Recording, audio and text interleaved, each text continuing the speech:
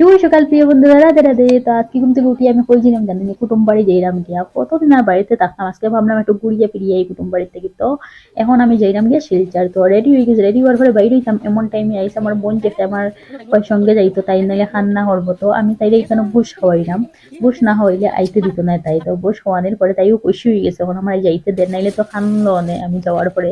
তো আজকে খান্না আমি করছি না, কারণ তাইলে বুস খাওয়াইছি এর লাগি। তারপরে তো উঠে গেছি গাড়ির মধ্যে, তাই কারণ মুখ খালা মানে ইচ্ছে, মানে আমি যাইরাম গিয়া হরিয়া।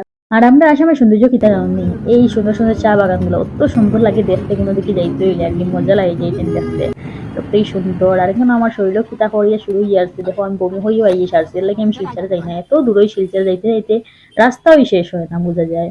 এতে করে মই তাড়াতাড়ি যাওয়া যায়, কিন্তু শিলচর যাওয়া যায় না, কারণ তো ট্রাফিক জ্যামও ফাঁসি আরো হত সময় বইলাম। এই দেখো উঁচা উঁচা বিল্ডিং গুলা এইরকম, মানে কিরকম যেন থাকুন মানুষ আর কি, বিল্ডিং এর ভিতরে লক হইয়া আর এখানে থেকে বাইরে নাই, কথাবার্তা নাই। আমার তো এটা ভালো লাগে না, আমার গ্রাম্য পরিবেশ খুবই ভালো লাগে, নিজের গ্রাম আর কি, না টাউন না গ্রাম, ওর হোম গ্রাম আর কি। আর ভিডিও ভালো নিশ্চয়ই এটা লাইক করবা, বাই বাই।